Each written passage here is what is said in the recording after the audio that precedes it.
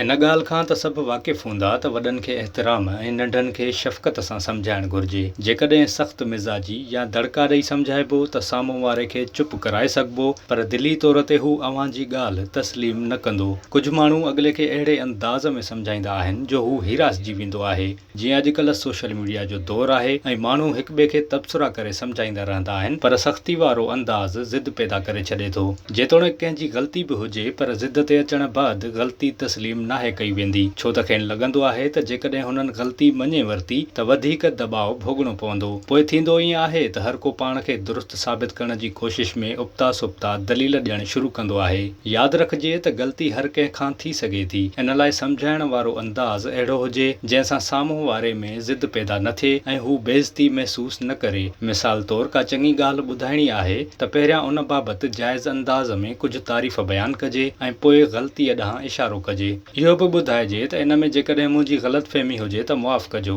हाणे त social media ते स्टिकर्स बि आहिनि जिन सां आजिज़ाणो रवैयो ज़ाहिर करे सघिजे थो, त पोइ अंदाज़ अहिड़ो रखिजे जो साम्हूं वारे में ज़िद पैदा न थिए, पर खेसि ग़लती दुरुस्त करण जो ख़्यालु अचे। विज़िट कयो अवामी आवाज़ मीडिया ग्रुप जी वेबसाइट awamiawaz.pk